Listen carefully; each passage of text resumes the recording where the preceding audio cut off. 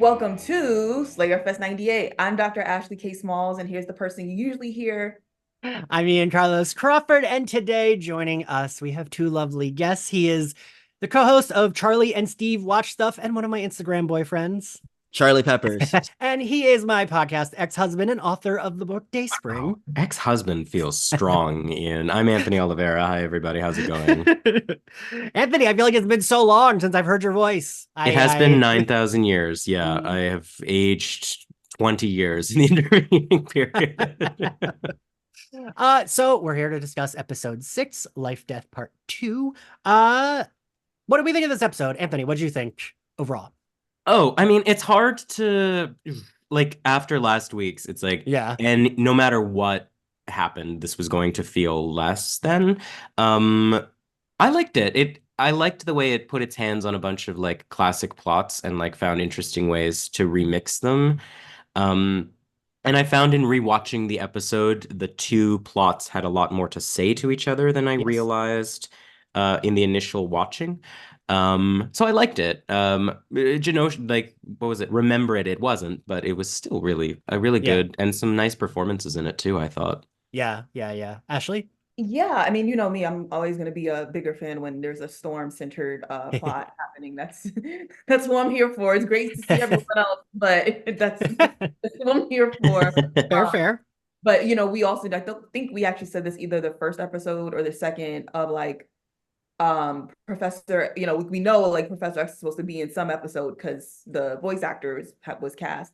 And so, and of course anybody who's picked up a X-Men comic knows he wasn't dead because Yeah. they never really die. But Yeah, even if they actually die, they're not fully dead. even if they actually die, they're somewhere. They'll be back. Give it a few issues. But I think I actually, now just thinking back to it, like, yeah, they really did mirror and sort of complement each other in these like turn of phrase. When I say founding member of X-Men, I know Charles Xavier is obviously a little bit more than just a founding member. He is the founder, period. But also just saying like these people with a very huge tie to the X-Men history and everything like that, who, for whatever their stories are, depart because losing powers, they think you're dead. And then basically seeing these stories of them reconnecting in some way, both to who they are actually as mutants, as X-Men, and then in a sense finding their way back, even through tragic means, because of course it's from the fact that we lost someone last episode and things like that. So like even at the end of their stories, once they get back to who they are, it's, oh God, Remy, something has happened to Remy and things like that. So it's like realizing that even with these really different themes between the two plots, like they were mirroring each other, of these two characters having to sort of have to finish, like wrap up these stories that centered themselves and get back to, oh shit, my people need me. So now that I think about it, they did mirror each other really well. Yeah. Charlie, what'd you think? Yeah, I want to yes and what you said, Ashley, because I think there was definitely a synergy between the Charles stuff and the Aurora stuff. And what really brought them together for me was imposter syndrome. Hmm. I thought it was so powerful that Storm being inside her head was what was holding her back. That really spoke to me. I'm like, oh wow, damn. If Storm gets inside of her head, then I don't feel so bad. That was a very powerful moment. I like the moment where Charles remembered who he was and he's like, oh, I forgot my greatest gift. Class is in session. I thought that them both having a come to Jesus moment and finding their way back to what made them powerful, not just as mutants, but as individuals, was really, really rewarding to watch. But like you, Anthony, I had to watch it more than once to really appreciate it, because the first time I watched it, I was a little eh. Yeah, I'm not sure. The thing I'm not sure about is, does it get across the finish line of twinning these two characters? Like, I would never in a million years, if I were sitting down to write an X-Men story, be like, the characters who are most alike are Charles Xavier and Aurora Right. Monroe, Like, and like the position it puts Charles in is quite an odd and innovative one, where it's like white old Professor Charles Xavier is in this story a figure who is like being colonized by the Shi'ar, and like and talks about it in those terms. Like he invokes Rudyard Kipling's white man's burden at one point when he's thinking about what's happening to him and like how the Shi'ar are making him forget his gift. And it's like So I guess that's why I missed what it was doing until I watched it again. And I was like, oh, they're both learning to reject colonization in a weird way, in a way I did not like. It was such a weird thing to do with Xavier that it didn't even occur to me that that's what was happening. And it also plays that weird game where it never says white man's burden. It's like Rudyard Kipling and his many burdens, right? So I'm not sure if it finished the thought exactly, but I think maybe Charlie, your point gets me there, which is like they both realize like, oh, I forgot my power. Um, and then they both kind of speak up, right, against this voice that's telling them you're nothing and you have to obey. And that was cool. And that's why I think I like this episode. I definitely still liked it, but again, I just after last week's like the like emotions last week brought, I was like nervous because I kept waiting for there to be like a super fucking sad thing. But like you, Anthony, I don't know. Like I get why they relate, right? Because of all the reasons we said, but I don't know if it fully landed for me of them two relating. Because I don't know. So the nerd in me is like, I just feel like these are two characters that like are pretty confident. And I guess, I mean, to yes, and you, Charlie, like, you know, you said like, well, if even Storm can get in her head, that's like, you know, we're all, but like, I just see her as someone who would never like, I don't know. I just see her like, that's what maybe didn't fully land for me was the fact that she just had to be like, oh, I got my powers here. Like, we're good. And I felt like I needed a little bit more of something because she always feels like the most confident of the X-Men to me. And like, I don't know that like, I kind of was like, wait, what's going on? Oh, all right. Um, and the Right. Xavier of it all, sorry, the Xavier of it all, I love a space opera, right? But again, I kept feeling like, wouldn't he just be like, fuck you guys, no. And like it felt a little too much where he was playing along, and I was like, wait, him and Lalandra have like a secret plan here, right? And they didn't. It was just like, this is what we're doing. So both like the conceits of like him having to remember he didn't want to leave everyone and her just like having to will her powers back. I think I needed just like a little bit extra of a punch there for both. I don't know.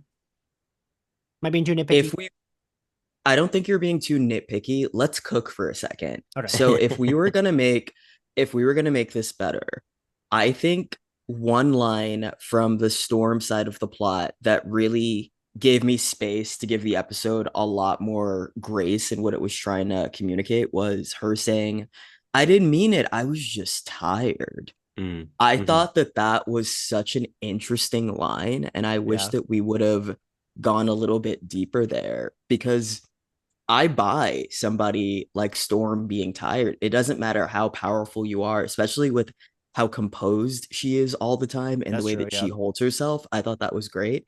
I wish that there would have been a mirroring line for Charles. Like what do we think a line like that would have sounded like coming from Charles? What's his version Yeah. of I'm so tired?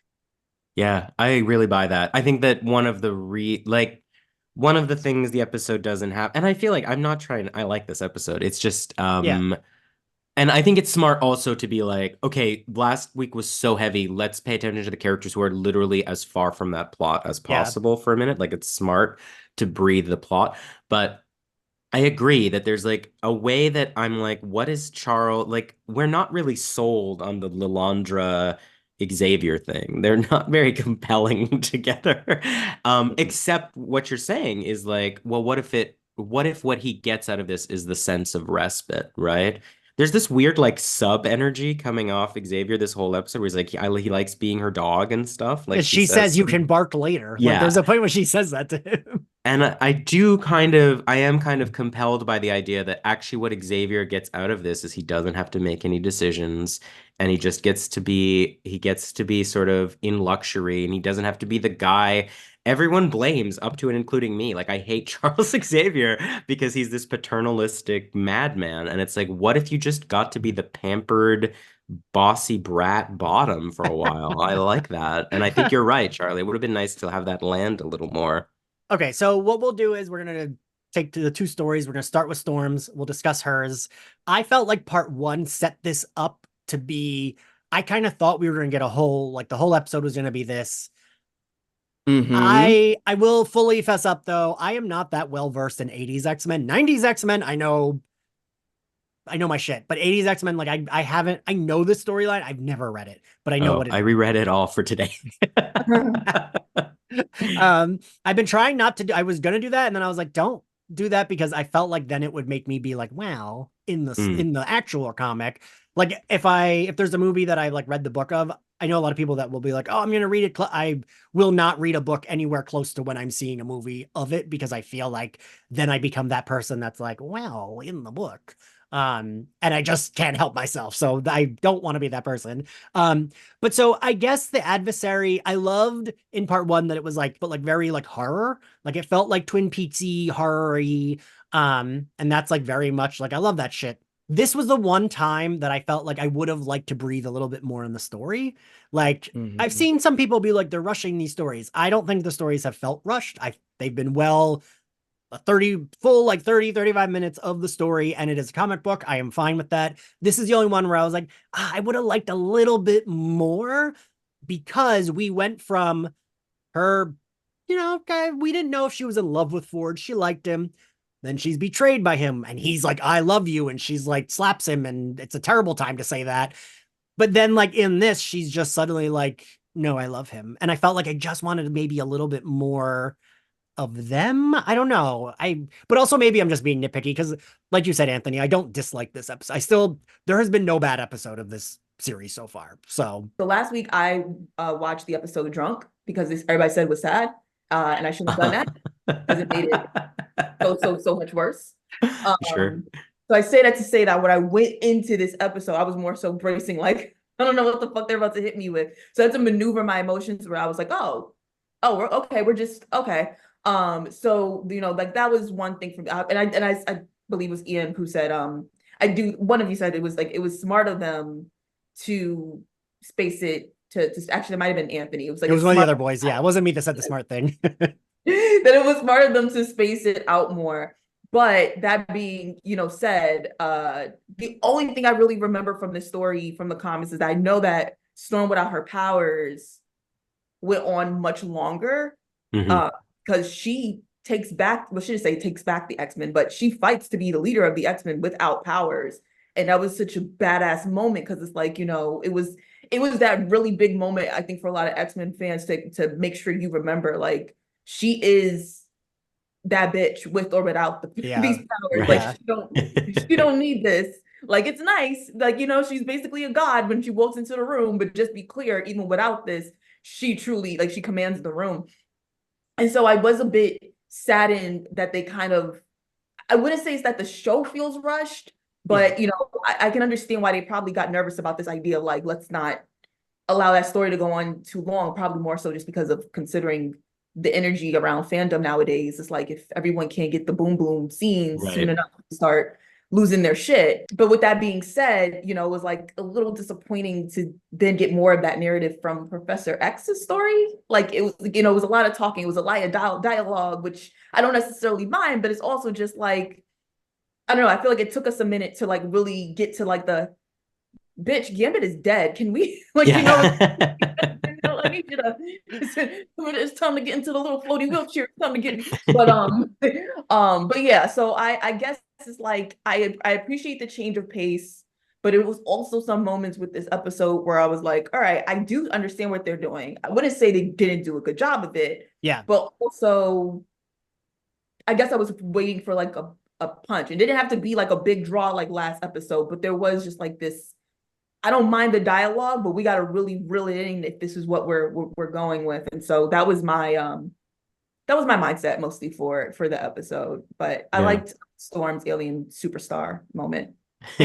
Right, like I did my like silly reaction video, and I was like, I don't really know what's going on, but I'm loving watching this. Like, everything looks fucking cool. Like, there was a moment when I thought it was in her head. I was like, is she like imagining this? And this is like, because it felt so fantastical. That was, and one more thing is, I'm happy that they bought the because I feel like they tried to dismiss the claustrophobia, and that's like her biggest fear. And it's like, I was worried that in trying to make sure everybody knows that she is the queen, that they just like would dismiss it. Because I know so many people treat it like it's not supposed to be a real fear, but it is. And it's like, that is her That has always been her like, one thing, yeah. y'all will die if I have to go up and figure something else out. Here's where I really want to give flowers to the voice actress. Oh, so amazing.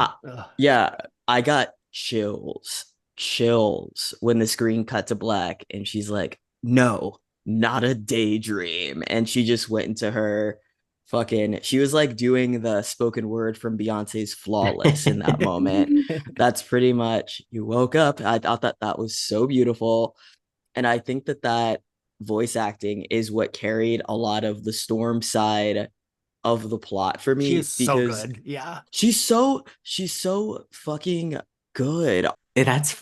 She's the strongest, well, among the strongest of the returners, I think. I think and like also Alison Seeley Smith is also playing the adversary here, right? Yeah, Like she's the demon and Storm, and it's like they're both such like the fact that her range lets her do that is incredible. I mean, it's smart casting too. Like this is the voice inside her head, but like they don't really sound the same. Like she really truly sounds terrifying in this. I'm less in love with the performance of Xavier, honestly. Like he sounds a little like Cedric Smith from way back, but he doesn't, who has passed.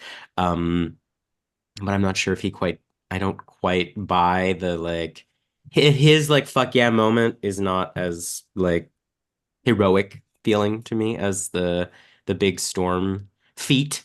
I know the kids love a feat, but yeah, I think if Storm's voice actor wasn't so good, it wouldn't have been as like solidly sold as it was, right? Like you know, when she lost her fucking powers, like I hated hearing her upset, but it's because she's so good, right? It's not, I didn't think it was bad. It was just like, no, I hate hearing this like super confident, powerful voice who's just like crying and like miserable like that, like hurt my feelings. And it's a credit to her acting because her and Lenore Zahn like absolutely embody their characters, like 100 fucking percent. To your point, Anthony, Anthony, Charlie C, you got me saying it again.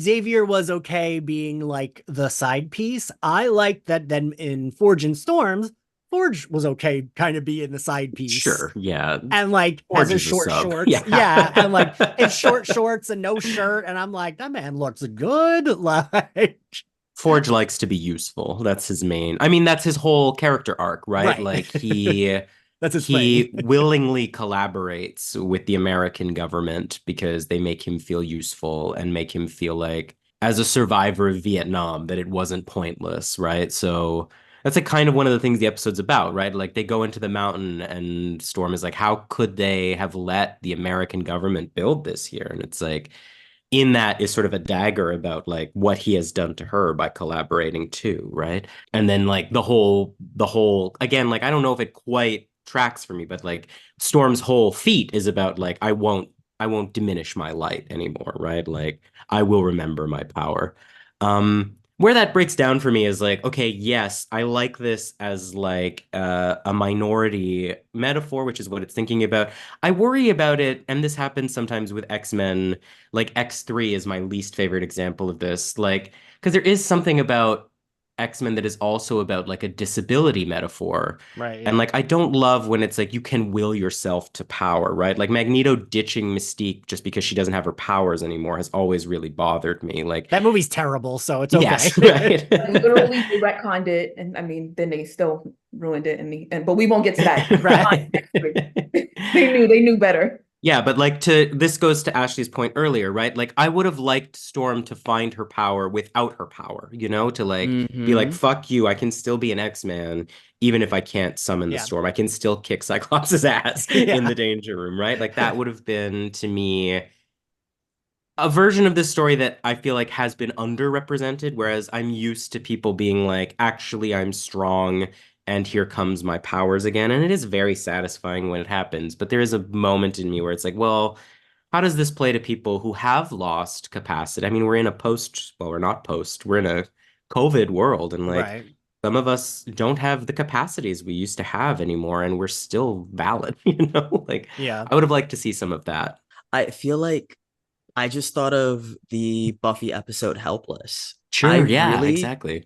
I would have liked for Storm to have had like a gotcha moment like that at the very end where it's like, oh, bet you didn't think I was this innovative, did Yeah. you? You know, and to have that flip.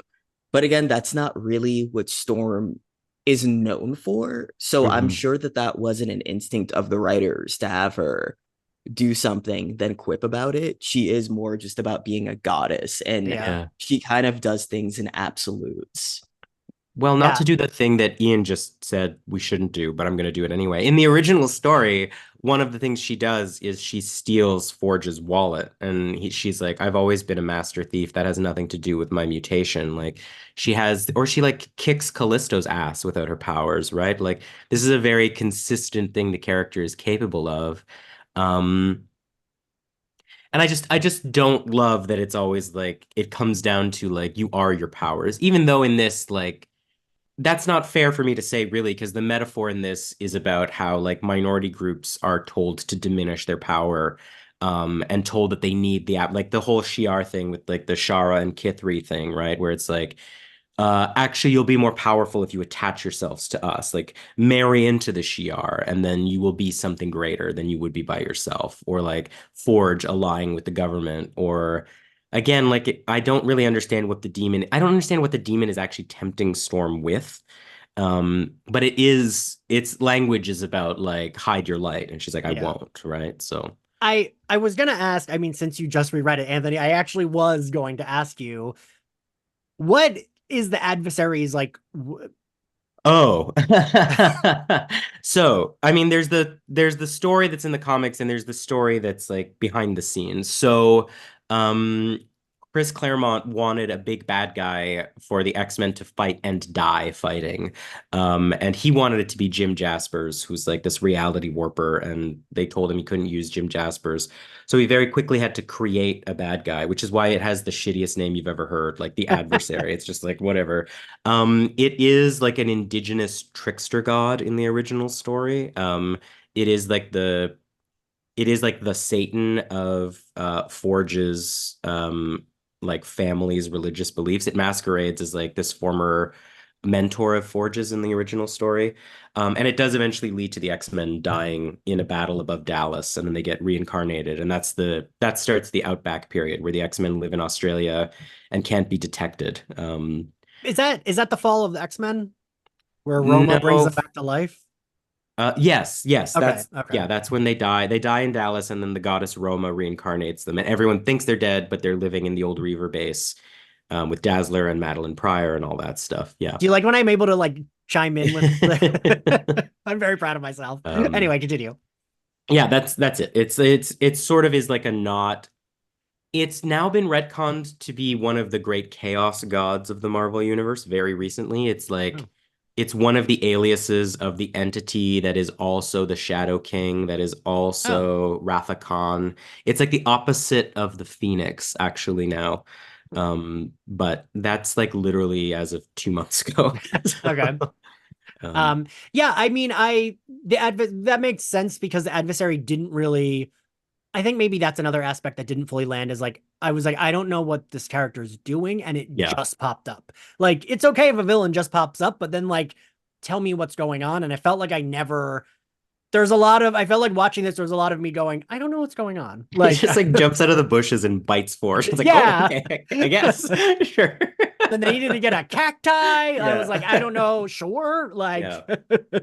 and the thing I kept trying to remind myself, which we all know we're all nerds here. Like a lot of genre, it's like the character beats are more important, right? Than the like very specifics of the Right. supernatural and like the sci-fi stuff. And so I just kept reminding myself, like, this is Storm's journey. The adversary almost doesn't matter. And like it Yeah. really didn't. It makes a bit, not to do this because I don't want to do what you said, Ian, but it does like add a bit of richness to the story if you know that like Forge was supposed to be the shaman of his people, and he rejected that and became like a science guy, and his job is supposed to be to keep the adversary from rising. So like all that business where he pulls out his mom's book and stuff is again sort of feeds into that metaphor that the episode is doing of like remembering your power and not like capitulating to white supremacy and all this stuff. But it never quite rises to the level of text in the episode, so it's like hard to digest in a lot of ways, I think. Ashley, I'm curious. Had you read this story? Technically, yes. Don't ask me anything about it because that was a past life. Just see, like after 4 years of a dissertation, I don't know anything past basically anything I've like maybe before like That is shit 2010. fully fair. But I have people be like, "Oh, what you said on the episode a month ago," and I'm like, "I don't know what I said a month ago." It's honestly very I wrote in confused. my stuff.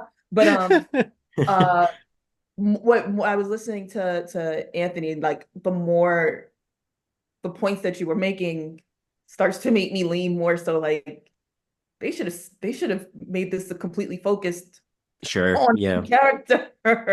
Like now that, and especially when you were talking about Forge and his backstory, and it's like, I mean, it was a good job. I mean, when I say it's a good job, I mean, I wouldn't say like anyone's lost after it, but I'm like, that would have hit so much harder to know Forge's backstory and then have that scene of him come. Because I do remember, like, because I'm watching this with, kind of putting everything that I know of X-Men like in the garbage outside of original cartoons so that I don't overanalyze, like, so that I don't get upset with the fact that they only let Storm, lose her powers for basically 4 episodes.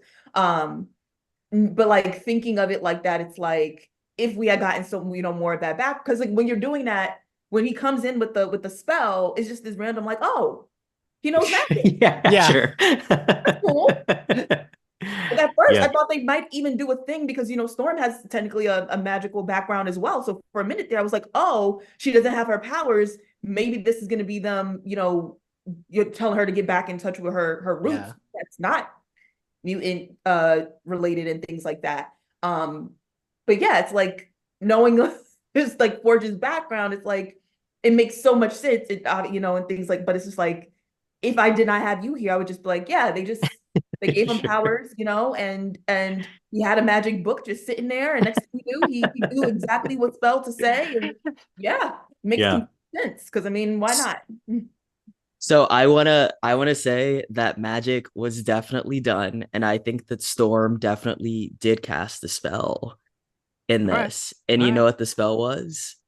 How the fuck did her hair go from The how hair did it and the go outfit. from the hair and the outfit? She must be using Beyonce's new hair care products. I don't know if she got on the mailing list. She was like, "Oh, I trust y'all." I was also down in House of Darion. So that just bumped me so much. But you know what? I love a Sailor Moon transformation. Uh-huh. I love it. It's very Clearly, gay. these animators do too.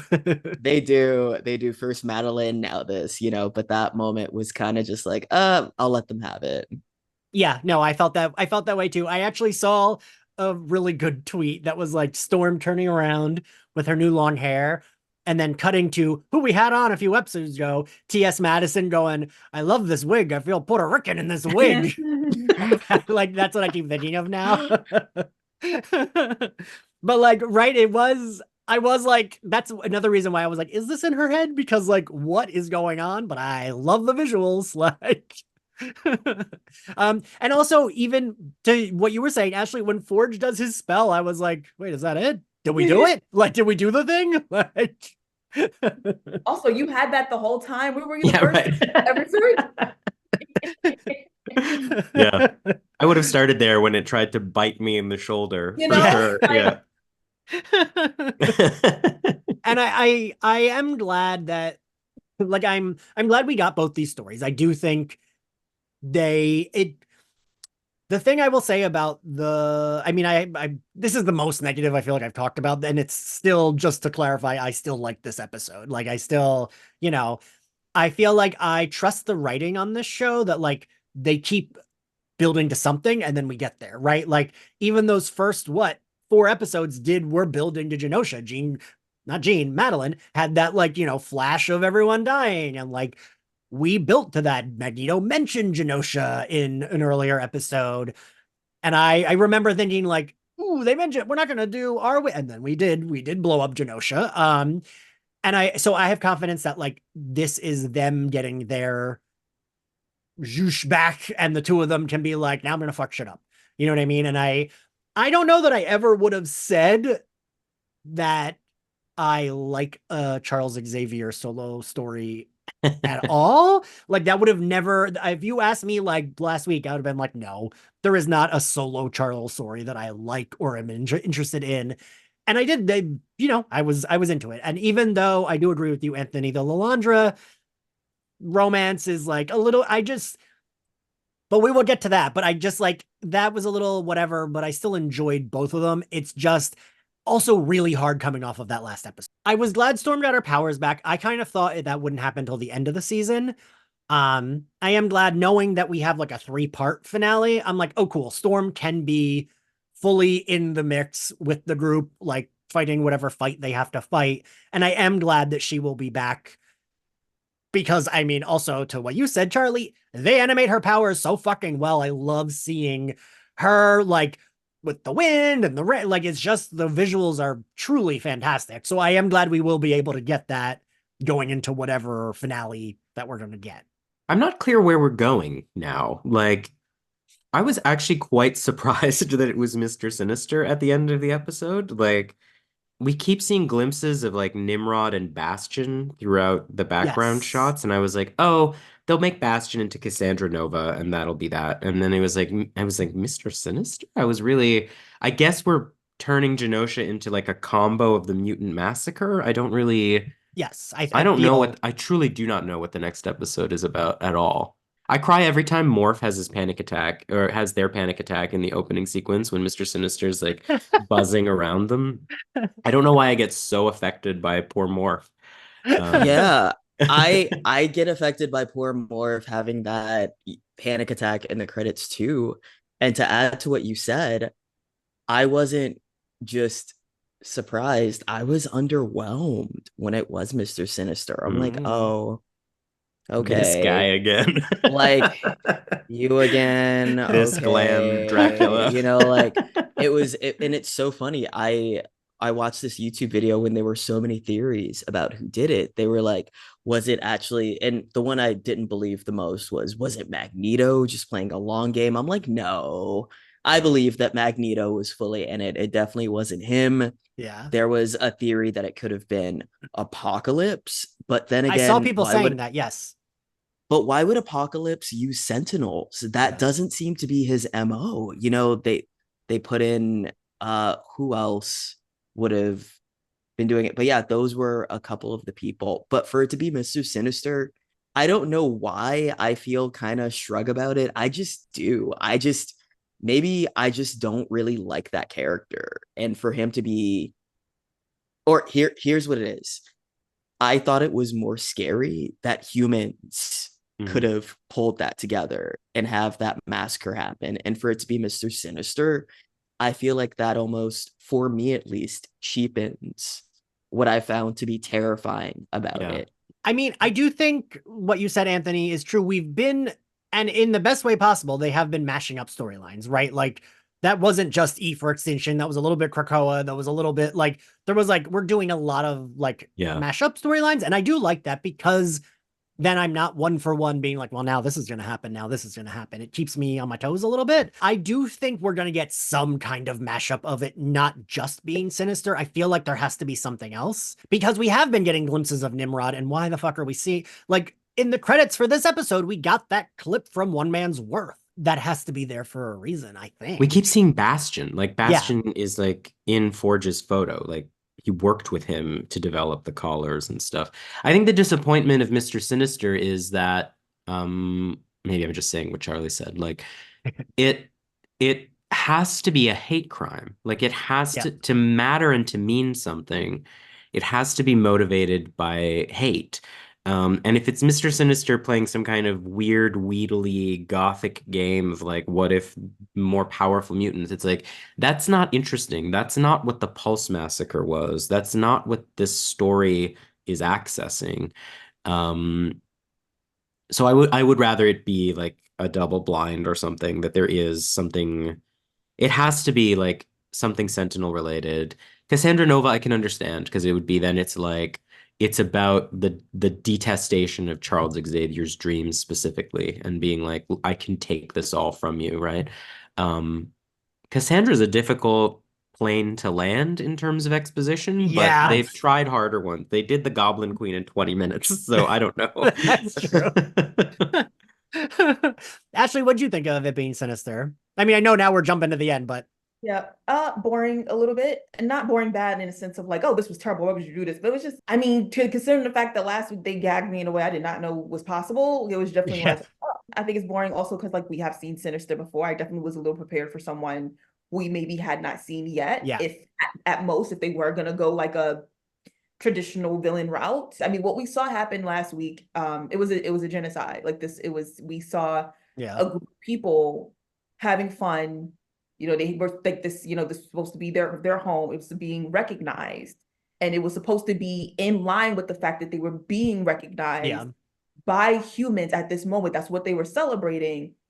And then someone was like, I'm taking it all away because how dare you think that you have any level of sort of humanity, basically. Like, how dare you think that you have worth and can be like us? So I do think like it's like when you make it Mister Sinister, it's like, oh, here he goes again type of theme where Yeah. you know it's where There's like like a Gargamel quality about it where it's like it's okay. you know, it feels very Mystery Inc. in the gang, you know, pulling the mask off of whatever random like no heart from the Care Bears, just like exactly. I'm evil. So like, it's Exactly, okay. you know? I get. Yeah, I hope that Mr. Sinister is the little bad and that there is a bigger bad that is either working alongside him or somebody above him. Because if it's just Mr. Sinister, I don't know. He doesn't, his character design terrifies me, but overall, I find him to just be so fucking annoying. It's like, leave Jean Grey alone. Just leave. He needs to leave that white couple alone. He's been bothering them since like the 80s, the 90s. And I swear to fucking God, if episode 5 was all about trying to get back at Scott and Jean, I'm gonna flip a table. It's just, yeah. But see, I don't think that's the thing where I'm like, I don't think, because Scott and Jean had like not much. I mean, Madeline was there, so I guess you could be like, well, Madeline, if she is dead, then like she got it. But like that's why for me, I do think it's maybe Sinister taking advantage of what's happening.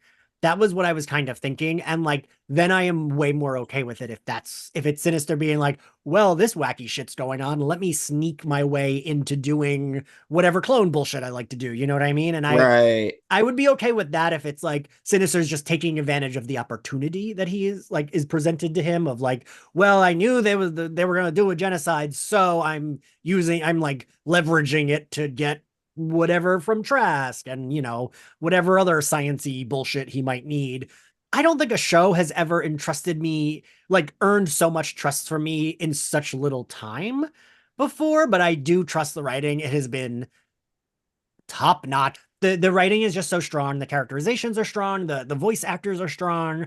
Incels be damned. The animation is also strong. Like, I don't know. I'm very like, well, we'll see. Anthony, like, I do feel like the X-Men like people who write the X-Men tend to love Mister Sinister, right? Like, I feel like there is like a, yeah, he's been around a while. He is very 90s. I mean, like, I feel like to me, Mr. Sinister is the hardest thing for me to understand what he's a metaphor for. Like I understand what Magneto's for. I understand what the Sentinels are for. I even kind of understand kind of what Apocalypse is for. But like, what does Mr. Sinister represent? Like, I suppose in some ways he is the very 90s anxiety about like Dolly the clone and like eugenics and like we're mapping the human genome and like is there like an ethical way to enter the future? To me now he's kind of morphed into like a retro, like he's almost become a symbol of white imperialism. He has become kind of like Darwinist and like this Victorian dandy who's kind of racist and kind of misogynist and like evil Oscar Wilde.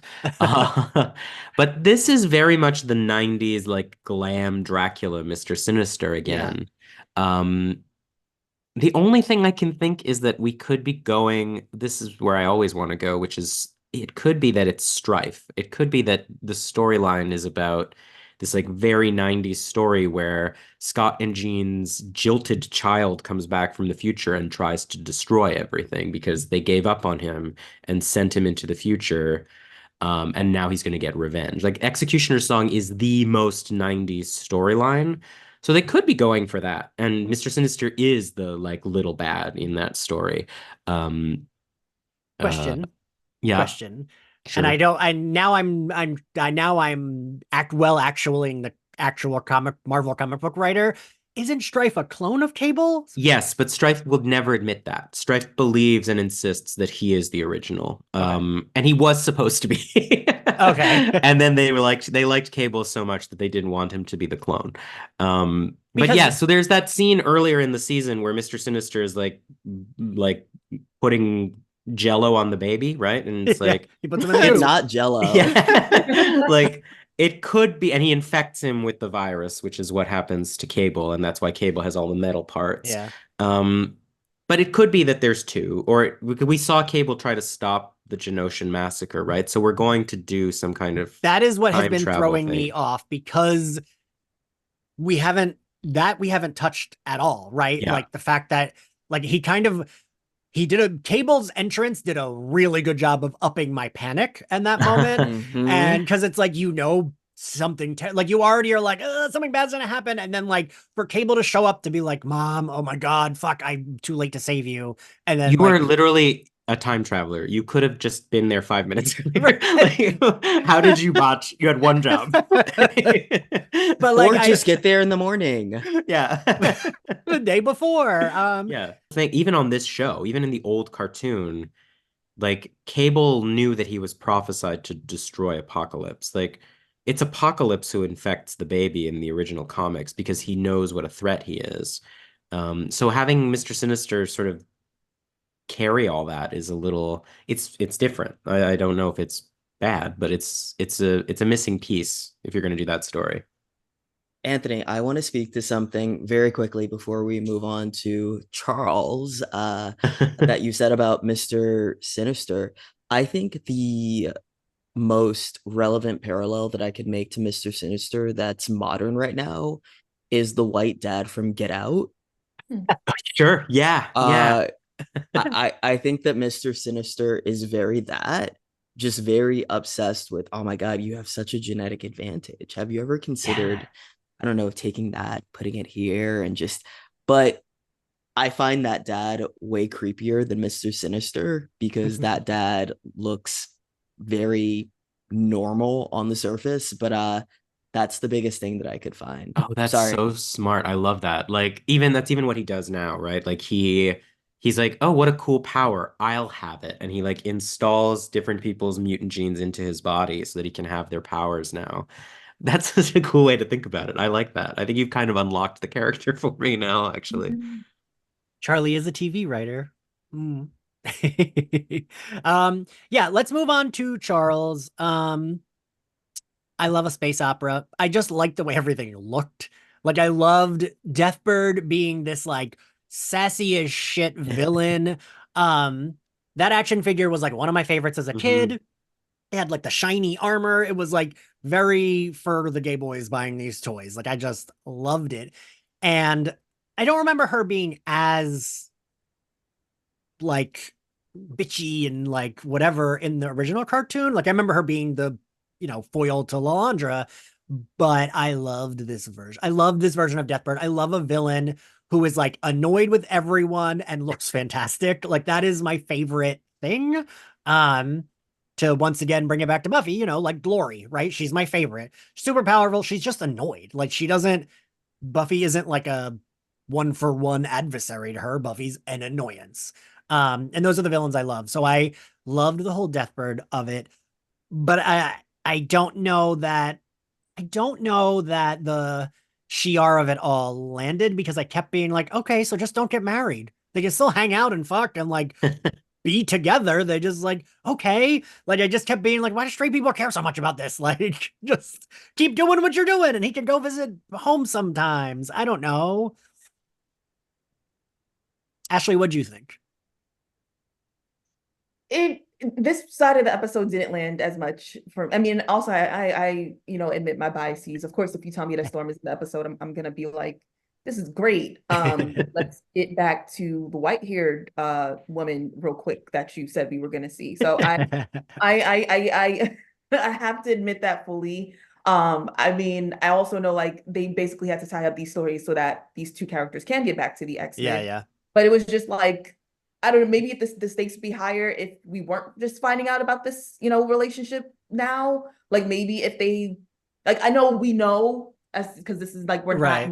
in terms of, let's just say this is our first, like, like for my friends who I drag against their will to watch this stuff with me, and it's like they watched all the episodes and it's like, oh, Professor X is alive. Oh, who's this woman? It's just like the stakes aren't high enough for me to really care that he can't marry the love of his life, because it's like, Right. who the fuck is she? She just got here. Yeah, you tweet. Like, Gambit's dead. Fuck her. Who's this woman? Yeah. So it's like I just maybe wish they had made us care a little bit more. And I just like, I wouldn't really. It's like I'm stuck between a rock and a hard place, because I don't really want them to give an episode, like an entire episode dedicated to this. But then at the same time, I'm like, I feel like maybe one of the better ways to get me to care about this is if I could have seen this develop more and not just be thrown into it. Yes. I want to yes and what you just said. Okay, so if we were gonna make this better, here's what I feel like we could have done. I feel like with the Charles conflict, if we would have got into it a little later, and if the beginning of the episode was him getting that proposition of you have to erase your memory of everything, and his side of the episode was literally a bit smaller and quieter, and just him going back and forth about, okay, but I hated this part of it, but I could never do that. Could I talk to them if I did this? Could I reach them if I did this? What if I did this? And he slowly gets more desperate and more desperate, but then he finally acquiesced. And then he has the moment of, you know what? I'm Professor X, class is in session. I think that would have been a better rhythm for what this episode did, as opposed to Charles being thrown into a bunch of politics with characters that we haven't seen in literal decades.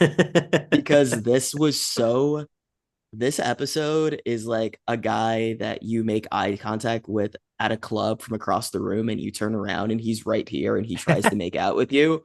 It's like, damn, let me like warm up to you first. It was very that, and I just it felt very busy to me. I wish it was smaller.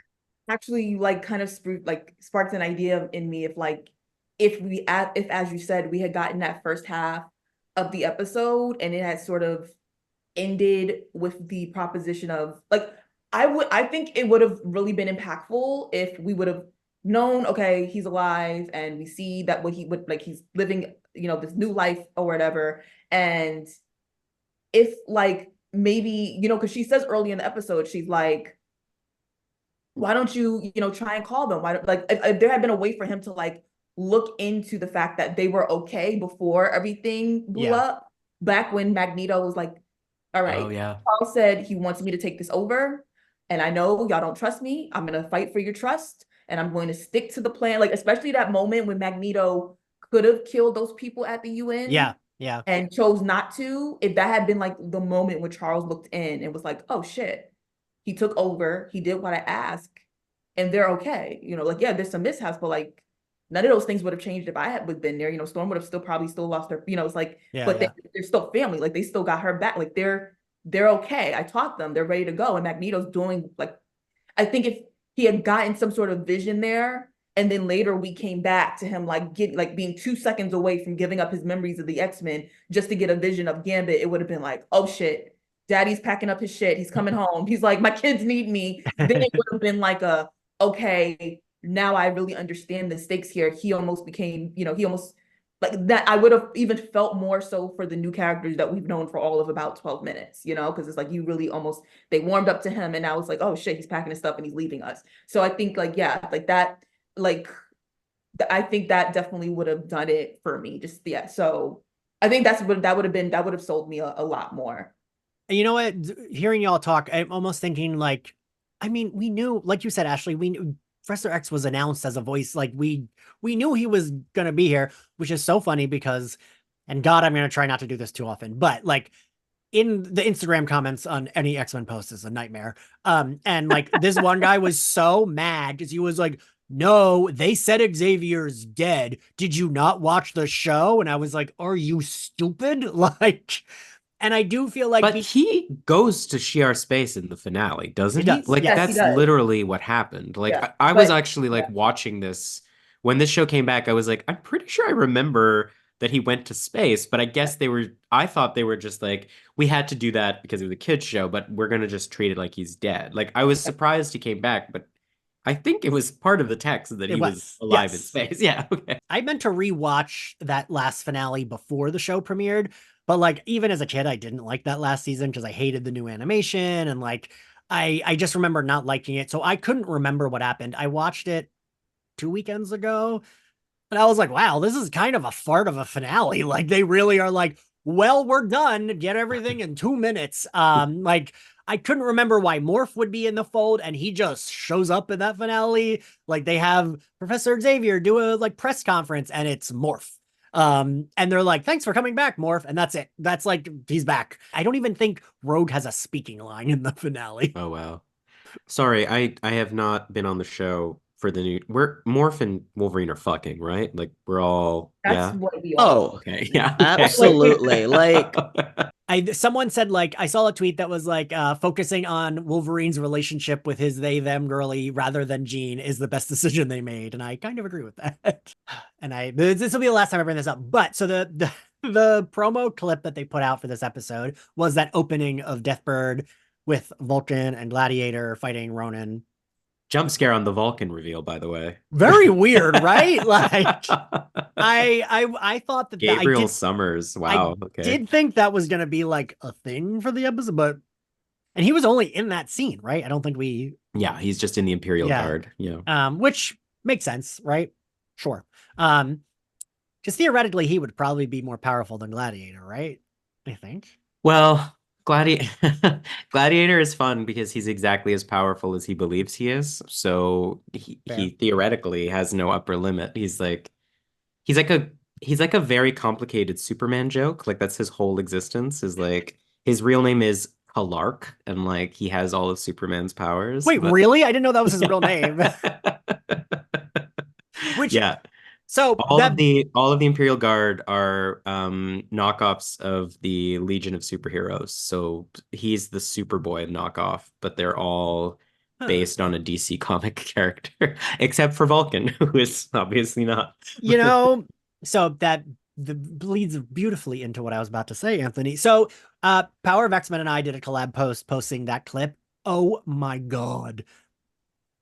We all know that is a thing TV shows do. Like, here's a promo for next week's episode. So many people insisted that it was one, not a promo, and that we had leaked a clip from the show. And I was like, I wish I was fancy enough to get anything in advance, Right. but like, I don't. And a bunch of people, no, I don't even see it on Disney's grid because they released it via IGN. That's why. Like, that is a common thing. No one believing me. And like, comment, I woke up tagged in like 10 different posts yesterday morning of like Mad at you? people mad at me using their therapy speak to weaponize. One person said I had to, what was it? I had to take responsibility for the harm I caused. And I was like, are you kidding me? I'm sorry. People got too much fucking time on their Right, hands. like- If that person had a life, or if they were in a happy relationship with somebody that they enjoyed fucking, they wouldn't have the time to. I'm sorry. What a loser. because like, And even if it is a get spoiler, like, all right, we're doing too much. Even if that was like a full on fucking spoil, like take accountability for the harm I like, ugh. And another comment was complaining, which is hilarious because I did kind of know that Gladiator is supposed to be Superman. Fucking duh. Someone complained and was like, oh, they turned Gladiator basically into Superman for this. And it's like, he's always been like this. His name is literally Kalark. Like he has exactly Superman's skill set. He even has the Superman power that John Byrne created for Superman that only John Byrne ever talks about, which is Superman has the power, if he's lifting something that should fall apart because of gravity, he can hold it together. and Gladiator and Superman, but like if Superman picks up a building, it holds together, and that's because John Byrne gave him that power, and Gladiator has that power. Like I did not know that. It's not a thing anyone talks about, but like they're all, you go down the line and they're every single one is a reference to the Legion of Superheroes. Oh, I love that. Because they were being written by the same writers and they thought it'd be funny. So yeah, Oh, Wait, it was not, the same writers. I love that. yeah, yeah. Question for you. Did I see Destiny in there too? No, Because that's what's her name. She also has a gold mask and a little I want to say Viper, but it's not Viper. Mantis? Is it Mantis? Mantis. No. Is Yes, it Mantis? it is Yeah. Mantis. It's I think her name is Mantis. She has the same weird Destiny mask. Yeah. The reason I remember her is because I used my Catwoman action figure, put a cape on her, and that's who that character was when I played with my toys as a kid. So it's like close, kinda. Mantis? No, But Mantis is the girl from the Guardians. Oh wait. Man, she might be the other Mantis. I think she is. God, now this is us. There she is though. I mean, this is useless to anyone who's not watching the stream, but that's her in the Imperial Guard. Yeah, They're fun. They're like I think the Imperial Guard does a good job of like symbolizing like the idea of the story, right? Because they're not Shi'ar Manta. yeah. They're not Shi'ar like genetically, right? They're all sort of the captured species that have been assimilated into the Shi'ar Empire, right? They're I don't think I knew that. like Gladiator's not Shi'ar. He's a Strontian. Like they're all kind of like vassal worlds. They're all kind of the subalterns of the Shi'ar. They're like a PR statement, right? Like in the same way kind of that the Avengers are, right? Like look at what we can do with diversity if we all work together for the benefit of the Empire, right? Very few of them are actually like the avian thing that Lilandra and Deathbird are.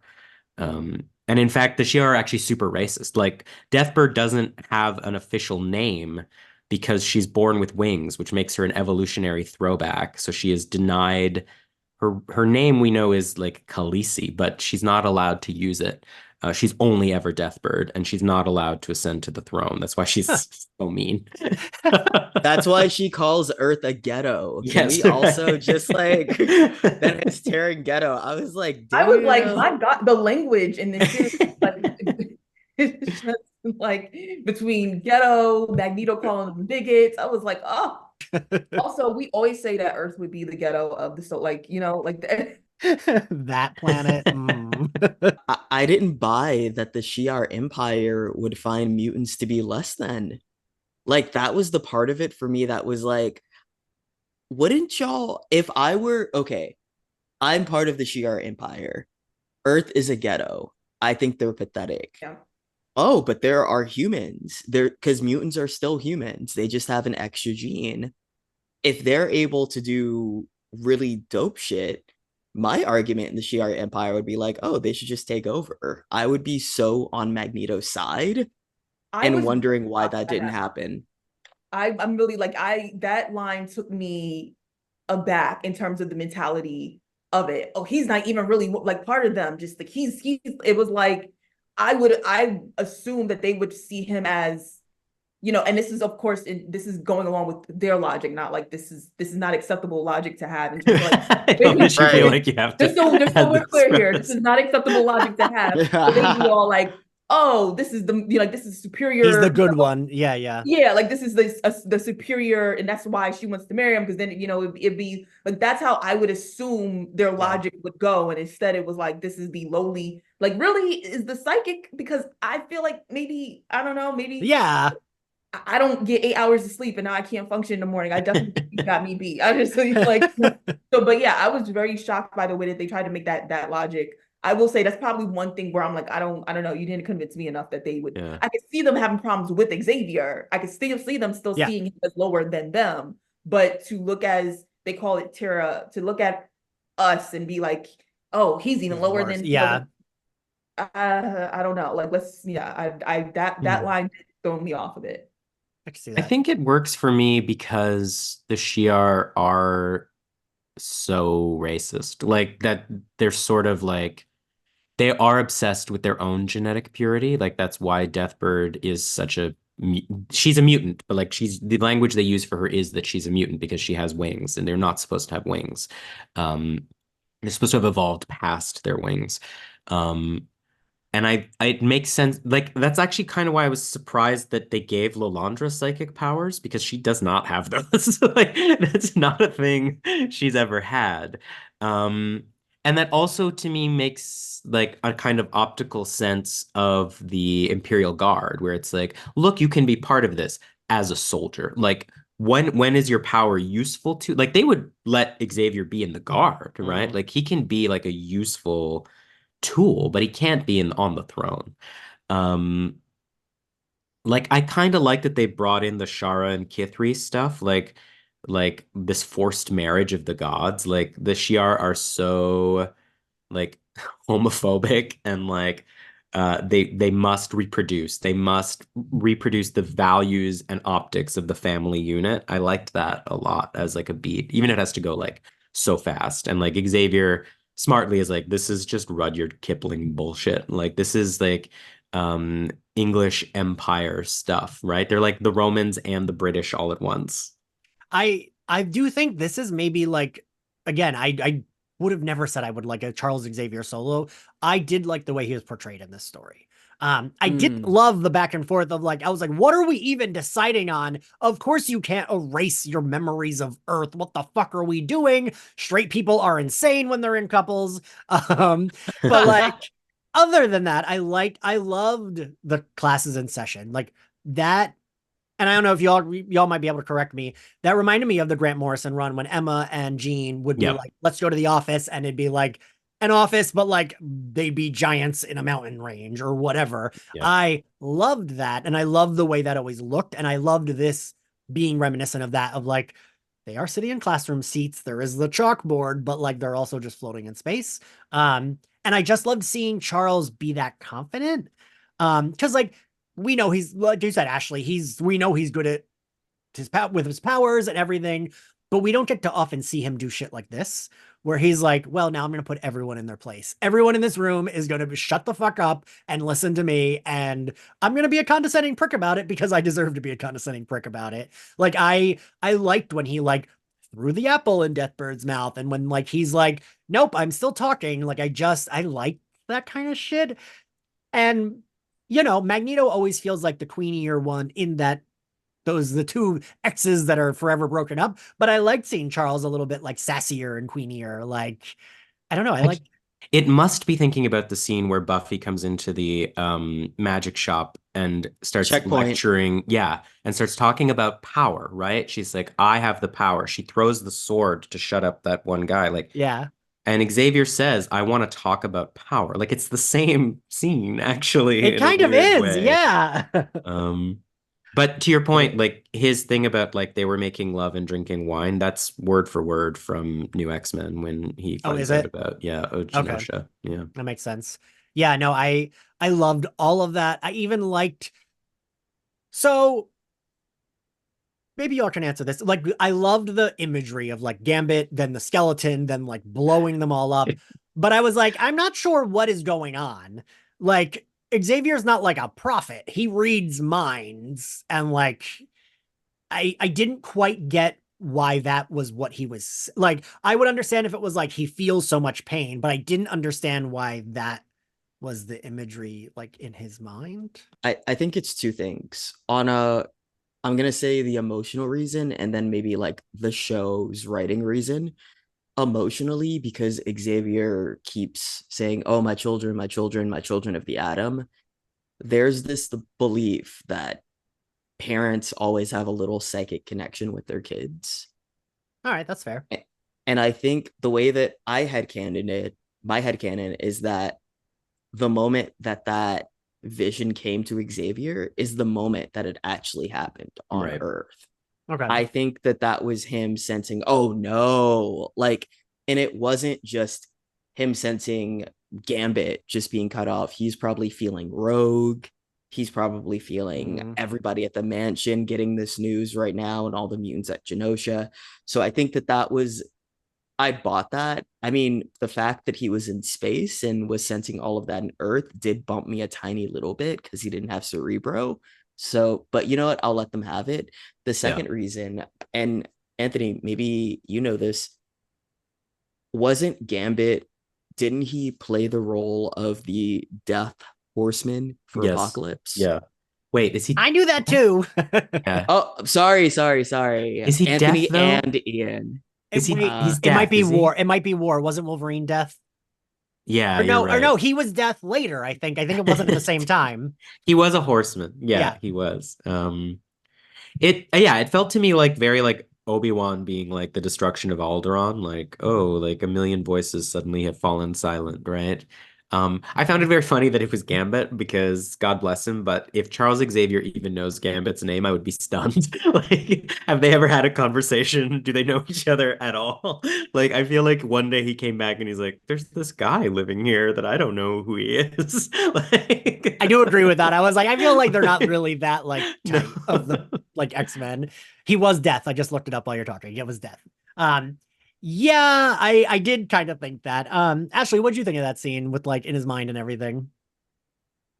Honestly, Charlie just had me change my mind a bit because like I hadn't assumed that it was the moment when Gambit had died. I thought maybe because of that suit that Charles wasn't in tune with his powers. Hmm.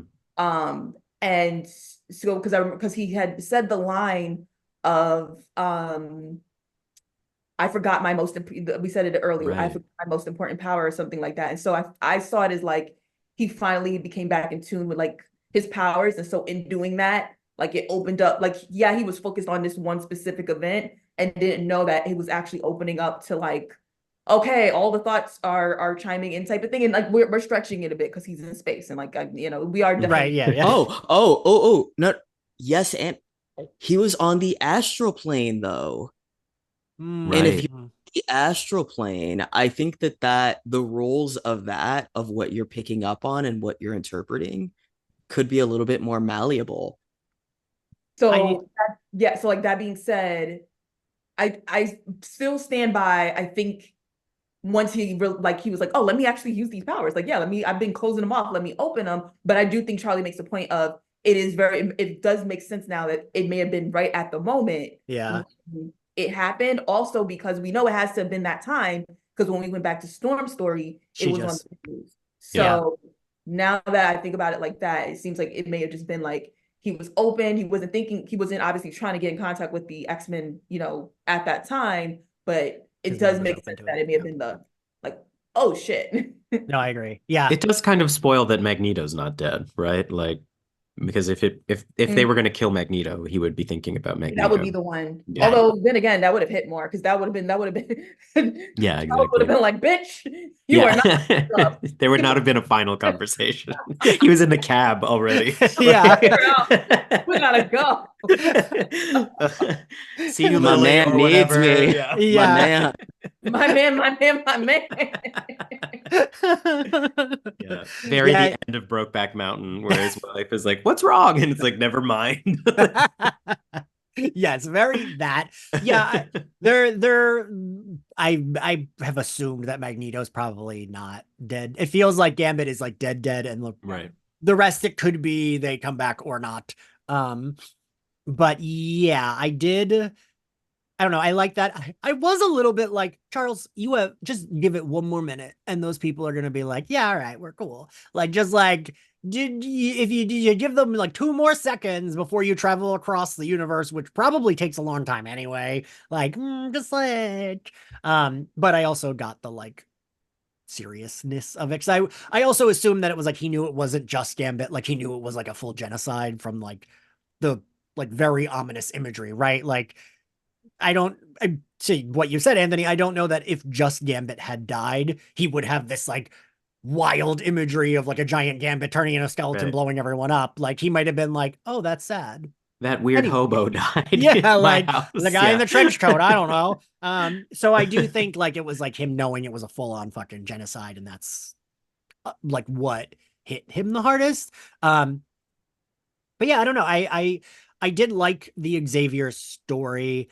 I just love all the space shit. I think a thing that lends itself well to Marvel is that I think they have really, like, I think they're able to do their space stuff really well because it is Star Wars. It's just like is Star Wars, but like brighter colors. And I don't know. I think it's fun. Like Guardians of the Galaxy, those movies are fun. I Very just Dune. like, Like there's literally a guy named yeah. Araki. Like Araki is her advisor. They're very clearly based on the Romulans from Star Anthony, thank Trek. you for saying that because yesterday when I watched, I forgot that I thought this until you just said this. I was like, is that guy's name Iraqi? No, Yeah, no, it's no. That's from Araki. Dune. That's not his No, name. that's And him. Yeah. Yeah. I think he's dead now, but he used to be her advisor all the time. I will say when we cut back to Storm, which we did forget to talk about, I did get a little choked up when he turned on the news. I was like, no, Storm, don't look at that No. TV. Like, fuck. Because we do know Storm and Gambit like love Yes. each other and like are close. So it like, I keep seeing memes which are like when Storm gets back to the mansion, it's like her fucking everyone up and like she is going to be upset. Like we even got that scene that people love to post on Twitter where it's like, I think it's when Bishop comes back in the original series and Rogue and Storm are sitting next to each other and Storm says, no one knows Gambit better than me. Like, so like even in the animated series, we know that they are supposed to be like super close. Which I do love because if someone out of context coming in wouldn't assume these are two characters that are close. I like the idea of them not quite being each other's like quote unquote type, but like being super close. I like that. Thick as thieves. Right, Yes, exactly. Yeah. yes. But all right, now that we are getting towards the end, I have a special guest to introduce. I have the pleasure of sitting here today with the voice of Sunspot himself. Gui Agustini. Yay, hi. Hi, Ian. I'm so excited to be here and to get to know you virtually, at least. I usually have everyone start with like their origin. So tell us how you got the part. How I got the part. Yeah, it's I don't know, it's interesting because when I went to WonderCon, I heard, some of my castmates, including Lenore and all that, their stories. I found them to be so much more exciting. But anyway, for those listening here, mine was a little bit different. I learned I came on maybe the last one to join the cast for whatever reason. But in terms of the um yeah, just the timeline. I auditioned for the first time in the fall of 2021. Just regular audition I got from my agent. They had a code name. I've been saying this, like it did say Roberto da Costa. I just never put two and two together. I didn't know him by that name. I can't remember, I should go back because I've been saying this. I can't remember if my sides had Jubilee. I don't think so. Because some of, AJ or Lenore, they were like, yeah, I mean, they had different names, but I could tell this is like from the the original series, the sides and stuff. So I don't know if mine were dummy sides. I can't remember. Never heard back, which has been my experience since really starting to audition a couple of years ago to animation stuff. And then in 2022, I think I received the same audition, and I remembered. I have a good memory, and I'm like, I've done this audition before. They changed I remember it had in parentheses Elijah. Obviously, like everybody said, we never got an email with like X-Men 97, right? Everything had a different name for the actual project. And then I did it again. I think both times they asked for like my regular accent or whatever, but they wanted a Brazilian actor and a Brazilian accent. So I did both versions, sent it out, and didn't hear back for 2 months. So completely forgot about it. And it was literally 2 months after I just received an email from my agent that said, "Congratulations, Guy, you're going to be a superhero." And that was it. I was like so stoked, but I was very shocked. I think that was my first reaction because I wasn't understanding what was going on. I couldn't remember what I had auditioned for. So yeah, I really went back to like figure out what it was. And then as I continued reading, with the offer, would you accept the offer? I'm like, yeah, of course. And then I read like X-Men 97. I was like, what? And to be very honest, I don't know if I've said this, so it might be the first time. Like I wasn't even aware there was a X-Men 97 happening. Okay. AJ said this at WonderCon too, like he had to go in for like a callback or something like that, because some of them had more of a match to do, right? Because they're replacing in a way, a different actor from the original. So their process was a little different. But yeah, that was it for me twice. And then I got the email, I got it, and I was like so excited. But I had to, hold the information because we all had the NDAs and can't say Yeah. anything. And I was actually in New York when I got it. I do motion capture for video games, Oh, cool. and I was staying with a friend of mine in Brooklyn, and then I got it, and I was like, oh, I can't tell you, I was just so excited. But I feel like I would be terrible at that. Anytime a friend's like, "Oh yeah, I had to," I'm like, I feel like I would still tell. Like, so, I don't know. I have a friend. Her husband works for the government. She's always like, I get so mad at him. He won't tell me the things he's not allowed to tell me, and I'm like, I would feel the same way. But he's not supposed to tell you, so. yeah, I would be even more inclined not to say stuff if it's government related. Like, oh boy. Were you like familiar with Sunspot at all? And it's totally okay if you were not. So don't feel like you Yeah, have to. not really. No, I don't feel very proud to say that, but it's the truth, and I've said it a couple times. I wasn't really, and I don't know, like, I mean, obviously, by him not being part of the original series and not having had a mainstream stream appearance until later with the Yeah. movies and stuff, right? And even and that I've role said was like small. very small, right? And so, yeah, it was a surprise to me, and I was bummed, and I'm like, didn't know, the first like Marvel superhero, Brazilian Marvel superhero. But it's mostly because of that, and then because I wasn't also very into the comics, as I growing up. I was, I wanted to be a professional tennis player, so my whole life really was into the sports and all of that. So, yeah, I wasn't very familiar, and had heard things here and there, but then obviously I started all my research process into watching as much as I could, and reading as much as I possibly could. Yeah. I was gonna ask if you like did a lot of reading. So when I lived in Brooklyn, I worked at the Barnes and Noble in Park Slope. And it was back when like the Netflix Marvel shows were like filming. So it was a while Mhm. ago. And the guy, John Bernthal, who plays Punisher and is in The Walking Dead, came in looking for Punisher graphic novels and Daredevil graphic novels. And it was so weird. 'Cause it felt like I was like being pranked because I was like, I know who this is. He's playing and he's asking me for Punisher. Like, what's going on? Did you have it? Yeah, I brought him over, and like I was like, I don't mean to sound like a nerd, but like I do know comics really well. If there's any like questions you have. And I was like, and also I did love you in Daredevil season 2, not to be weird. And he was so gracious. He was like, thank you so much. I really appreciate that. And like asked me for recommendations on his way out, like shook my hand and was like, thank you, sir, for all your help. I was like, I love I you. love that. Yeah, I love those stories. He seems to be like a, compassionate, loving, caring guy, and approachable. So that's awesome to hear. I didn't do something like that, but for the main thing, like I was sent, the link of the Marvel database. So that to me was, the source of the source. So that's what I read, many times, and but then just went on YouTube and I watched everything I could find, which is not a lot really on Yeah. Sunspot. And then I was sent by the creators and by the team, some New Mutant issues online. I mean, virtually. But I've been saying this as well. The script is really the king and the queen.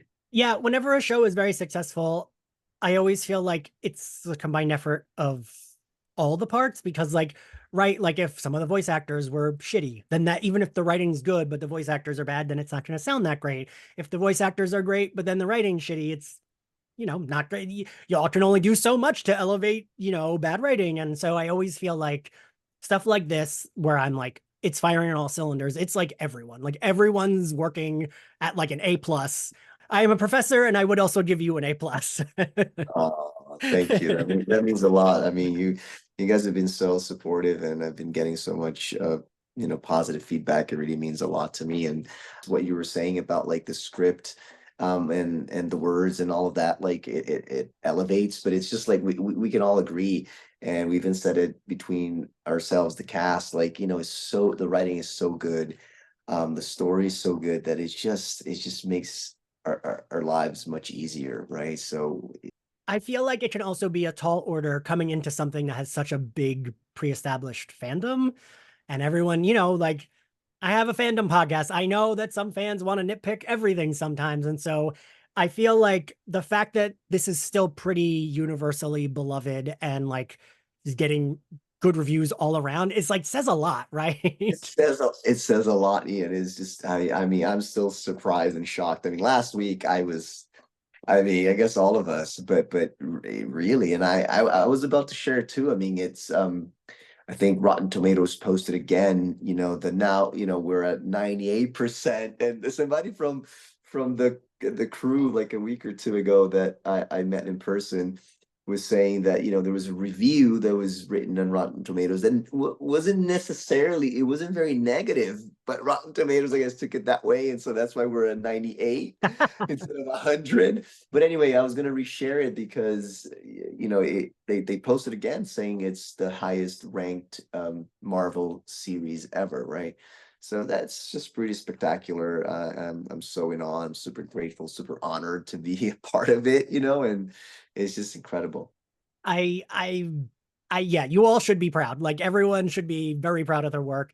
I also feel like with a superhero cartoon, it's sometimes, and like I love superhero stuff. So it's not me trying to be condescending. Like sometimes it's like just like fun action, right? Sure, Sometimes, and sure. there's nothing wrong with that, right? Like No, that's fun. But this is like both. And that is a really hard balance to do where it's like, yeah, we're having fun action, but also you're going to bawl your eyes out because the end is going to be very emotional and sad. And it's so hard to find that. And it does that so like seemingly effortlessly.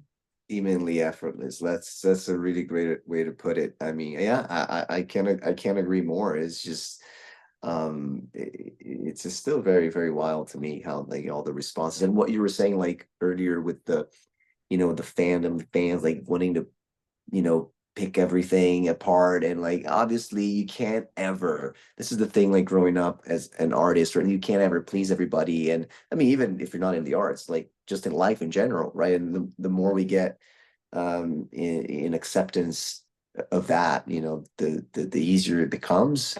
So it's fine, there's always going to be haters or whatever, and different opinions, but yeah, the general consensus, it's just incredible.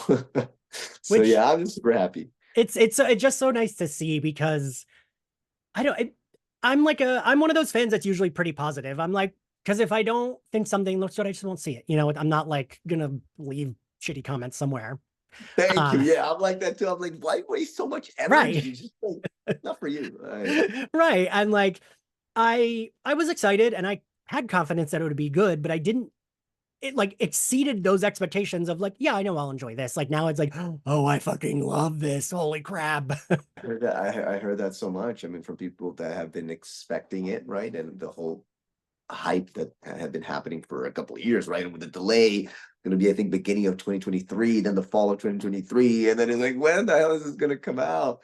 So yeah, I mean, not an easy task. When you were like talking about research, I was like, please don't tell me he found the piece I wrote. I once wrote a piece about how Cannonball and Sunspot should be a couple for a website.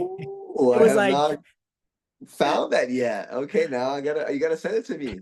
because as a kid, I definitely like Gambit was he was my main crush, but like Sunspot and Cannonball were like, I mean, I was a kid, so I didn't quite know why I was like, I like them together. I like this. And then slowly it was like, oh, I want them to date. That's what's going on. Finally, you're figuring it out. Yeah. Are you gonna get an action figure? Do you know? I think so. Yeah, I think it's coming in the. I think they said that the third wave or whatever Okay. it is that they right. Like, yeah, I think so. There's In case you more. can't tell, I buy a lot of them. Right. Oh yeah, you are just waiting. I know. I think the next wave, as far as I know, should be Sunspot, Jubilee, Morph. There's another one I forget. It should be coming out. I don't know. I hope so. I'm excited. I finally got my Funko Pop Oh, that I nice. found. Oh, Yeah, you had went out and got it yourself? yeah. No, I tried to go to the Target a couple times. They didn't have it, and then um my friend said that you could go to the Target app And so that's the way to go, because then you can buy it online. They save it for you. That's it. Yup. How cool was that though? Getting a figure of a character I you know, it are. was so cute. Yeah, it's really nice. I feel like that's like the dream. Like, Yeah.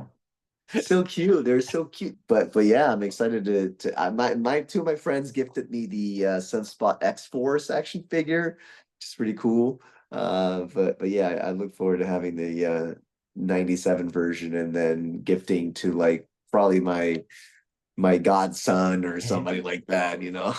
oh, my nephew would have any action figure of any character that was made of me. He would have it.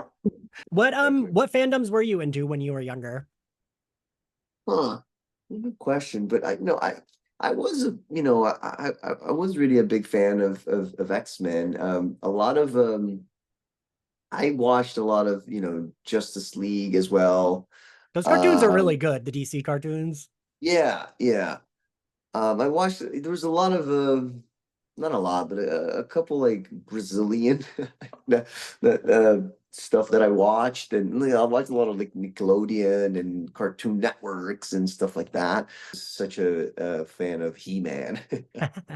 The Ninja Turtles too, big fan, especially with the Nintendo that I used to play. I would play the game, and the first three movies, they were so good. They were so good. I remember because on the weekends I would eat pizza probably almost every weekend, and so like those scenes were like amazing, amazing.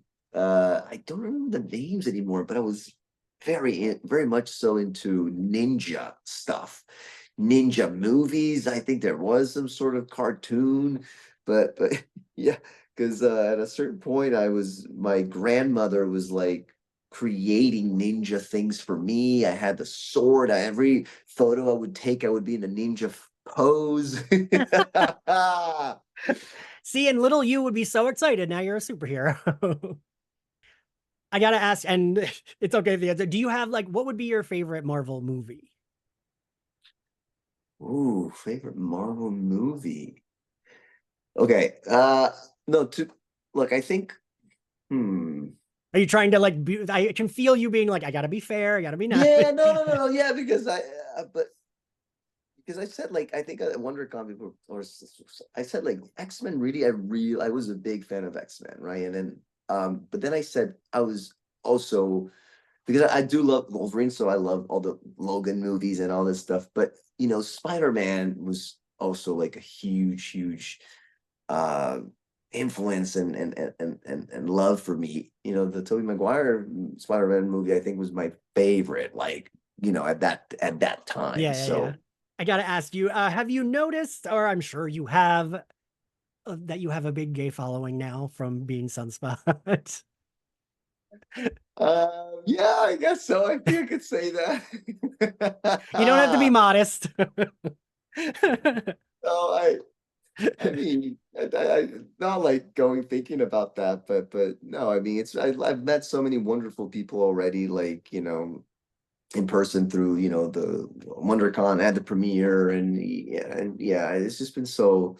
I've always been, through my friends, and like been around, the community, and Yeah. even when I started, I think it all really started because I started as a model before I got into that acting class, that things changed for me. But I think in Venezuela with the modeling, you know, Like meet queer meeting people. people, yeah, and being always so okay with it, and people treating me very, nicely. Of course, I've been hit on a few times. I've always had really good experiences, and I just love, the passion that the community has, and then the care that people have for each other. And I have so many, beautiful, amazing, close friends, who are gay, and yeah. And I feel like X-Men in general has a pretty large following, like a fan base in the queer community. Like a lot of superhero stuff does, but I feel like X-Men specifically, right? Yeah, I think so too. Yeah. Thank you for joining me. Thank you for spending some time with me. I really appreciate it. Let everyone know where they can find you. Oh my God, thank you, man. This went by so fast. I'm like, oh, I feel like we're just warming up. So fun. And we said this before we actually started the recording, but like, I don't know if we're gonna, if you're gonna be showing the actual video, but like I chose this like X-Men brown thing here, to not have my ugly wall and stuff. But we match the colors of like purple, so it's like, it's And we not both on are wearing purpose. black. Yeah, there you go. So boom. And we look the Um, same, clearly. And we were from the same age. There you go. I didn't realize. I'm now realizing that is that from the premiere? The image? Yeah. It's the photo I took with my camera. I think it was before it started. Yeah. Oh my God, how exciting was that for you? Oh my God. Yeah, it was, I mean, just like I'm walking on the street and I'm seeing this humongous line with everybody dressed up. It was like wild. And it's just the energy of being in a theater. I mean, watching it in a theater. But that's what I was very nervous. I've been saying this too, like, because again, with the whole like process of recording and I don't know, I was just very nervous. But it's just a reaction, that you don't get if you. That's why I've been going. So far, I've gone every week here in Los Angeles. There's a bar called Scum and Villainy. They're doing screenings. And Kevin and Chris have been organizing like one of us to be guests every week. And so I've been going mostly, I mean, every single week except the first one because I was in New York. And it's so cool because you watch with people, it's not a humongous screen, but you have different screens and have a great sound system. But that experience at El Capitan, and people going wild, the sound is so good. And because it's what you were saying, like that the it's so cinematic and the audio is so good, the scores, and so it just feels like a movie. Yeah I feel like consistently so far the thing that people have been saying the most, like that everyone's agreeing on, because I always have one co-host with me and two guests for every episode each week. Everyone has been saying that it feels cinematic and that like they could just make a movie from the animated series and it would work because it feels, each episode, even though they're 30 minutes, it feels like a short movie. 100%. But the feel of it, you're watching like, oh, this is so cinematic, like the graphics and everything. It's wild. Yeah. I'm very excited about this week's episode. I've been saying to people too, I know nothing about this, so I'll be just as surprised. So we'll see what's gonna happen, because last week was a shock. Cool to see you with Lenore in New York and photos and everything, and I'm excited for that episode as well. She is like the nice, cool aunt that I feel like everyone would want to have. Yes, that's the way to put it. But yes, let everyone know where they can find you. Sorry, I like took a big detour. Yeah, no, that was amazing. And I'm mostly on Instagram, Gui Agustini 1. It's AGU. There's no U in between. It's not Agustini, it's Agustini. And GUI, it's the beginning of my last name, Gui, number 1. That's my handle. I'm on Twitter as well, or X, but I'm very active on Instagram. I have Facebook, but I don't really go on Facebook anymore. So just hit me up on Instagram. I'd love to hear the thoughts and connect. I do my best to be as active as I can, and yeah, that's cool. it. Well, thank you so much. You are a delight, and I really appreciate you giving me some of your time. Thank you, Ian. And now that we're at the end, favorite scene, Ashley? Oh, easily Storm's feels like a cheat a little bit, but I almost said it for you. yeah, I mean, I don't think that's shocking anyone, but yeah, I call it her alien superstar moment, because that's which basically is her Sailor Moon moment. But yeah, like her getting her powers back, and just the full transformation. Not only is she able to bring down thunder, but she's also able to bring back her edges. We don't see Mohawk anymore. We now have a full, we got we're blowing in the wind. It looks great. It looks great. And then like we got the outfit, pussy face in the world to just like, it's everything that we've wanted. And she's, the let them know that the bitch is back, she's so yeah, of course that's the scene. Fair enough. Charlie, what's your favorite scene? My favorite scene, I'm gonna give this to Chuck.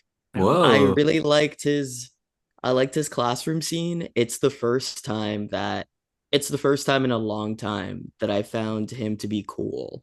Yeah, no, agreed. Because usually with Professor X, he is repeating, and I blame the Fox movies for this, because the Fox movies pretty much just made Charles repeat the same line every damn movie, which is, Eric, you're better than this. You know, so this was I appreciated this. Fair. Anthony? Yeah, we didn't talk about my favorite line in that speech, which is where he talks about like how coexistence is hard. Like I am not a Charles Xavier stan, but like as like the bastion of liberalism that he is, like this is a nice, in the same Yes. way that his like speech when he gets assassinated in the comics is like a great summary of his deal. This is like a good summary of his deal. But I think I either agree with Ashley that it's the feat of Storm getting her power, but I think as like a feat of acting, the scene where what's her name? Allison Seeley Smith is both Storm and the demon is so fucking scary. I think that might be my favorite scene where it's like crawling up the thing. Like it made me feel claustrophobic when it's like coming at her from below in the tunnel. So that might be my favorite. Charlie, baby boy, as always, we are aligned because that was my favorite, was Charles Xavier, because I couldn't tell you all a scene where I've been like, that is like, I love this scene of Charles Xavier in like anything. Like, I don't know that I could pinpoint something. Right? And this Right? I genuinely loved. What grade do we give this episode, Charlie? I'm gonna give this a solid B plus. Okay. All right. I think that it wasn't quite as great as the previous episode, Remember It, and my gut instinct was to give it a C. What brings it up to a B plus is that the writing was smart enough to really have certain things happen to make Professor and Storm's stories kind of rhyme and complement with each other. I thought that that really helped the episode be more cohesive. Also, the voice actress who does Storm also really, really sold that for me. Yeah. As Storm and the Demon. So B plus. Yeah. Anthony? Pretty much the same logic. I think I would maybe, because I'm an easy grader, go A minus. My downsides are that I feel like the math of how these two stories are supposed to rhyme is sort of poetically there, but I'm not sure in terms of logic. I feel like it quite gets across the plate. And part of it to me feels like maybe it's nervous about holding those two ideas together. It's like it feels like it's gathered a lot of notes about like colonialism and imperialism that sound interesting. But there's no moment where I'm like, oh, these two are the same. Like the Storm story and the Xavier story are so well twinned. And it part of it is like Charles Xavier is a weird pick to make like a Meghan and Harry thing. Like it's just strange. Like and like I'm not inclined to like go there myself as a writer. So like I think that it gets nervous about it with the Kipling stuff and everything. But yeah, A minus. Anthony, I gotta say, it's such a delight having you, because I love when you say a story is nervous. Like I love when you make a story like a person with feelings, and you do that when you talk about stories, and I love that. And I forgot how much I loved hearing that. So thank you for saying that, because it made me happy. Ashley, what grade do you give this episode? Probably a solid B. I thought you were gonna say C for a second. I was like, woo. No, I'd say a solid B. It wasn't, I mean, compared to, I mean, this is honestly where them being so good, so, you know, so far, it almost works against them. Because if I was to go lower, just because, I mean, there wasn't an episode where you didn't have me either on the floor crying or like, bitch, that was amazing. But these episodes are very necessary. Like, I mean, we know that these are two very integral characters in the X-Men in this story. And so you have to bring them back. And I commend them on not doing that thing that some shows do where it's like randomly popping back up. Oh yeah, I got my powers in the middle of the day one day and was like, I have to get back to you guys. So I'm happy that they took the time to, in the case of Storm, they built the story, because this is not the first time we saw her with Forge. I wish they kind of done that a little bit with Professor X. I think they wanted that moment of like, oh, surprise, he's here. So they tried to hold on to a little bit, but I actually think, you know, if they, like I said earlier, if they had broken it down where it's like, oh shit, he's off and he's like, they're gonna be fine. And now he's looked into them and Gambit's then it's like, bitch, we gotta get in the Yeah, Uber yeah. out of here. But that being said, it was overall well done. It was well done. It was a necessary episode. I thought it was good, but of course I can't give it an A because like I know what your A+ work is. So Yeah, you're right. That's how I feel. I'm like, if this were another show or it didn't have these like consistently incredible episodes, but I still give it a B. It's not like a bad grade. It just wasn't quite there for me. Thank you all for joining me. This was a delight. Thank you all for listening. If you like Slayerfest 98, you can find us on Spotify, YouTube. You can watch the videos on YouTube. We do Zoom now. Finally catching up with everyone else. And you can subscribe to us on Patreon, where we are covering Buffy Season 3 as each episode turns 25 and Batman the Animated Series. And if you want to find us on social media, we are at SlayerFestX98. If you want to follow me, I am at IanXCarlos on all social media platforms. Charlie, where can everyone find you and your podcast? Hi, you can all find me on Twitter, Charlie Peppers 3 on Twitter. You can also find me on Instagram, Charlie and just period Peppers, Charlie period Peppers on Instagram, and Charlie and Steve Watch Stuff, which is my podcast on IG as well. Which is great. They're both wonderful. Go give it a listen and a follow. Anthony, where can everyone find you and get your new book? Oh, yeah, my book. I have a book called Dayspring out. It is the story of Christ from the point of view of the beloved disciple. That is just type dayspringbook.com and you'll find it there. I'm on Twitter at Mia Koopa, which I'm also on Instagram and Blue Sky and all that. If you're reading comics, I have my new series. This comes out this week. It must. It's called Unlike Any Other. We are exploring young superheroes of the Marvel Universe. They're being assembled for something. No spoilers there, but we're 3 in. So every week a new hero gets added to the team. And God knows what that'll be. So go check that out. Nice. Ashley, where can everyone find you? Ashley K Smalls, basically everywhere. I don't have to work for the next 3 months, so Nice. please follow me on TikTok because now I can get back to to making videos, and then my employer can sit back like, "Are we sure we want her to come?"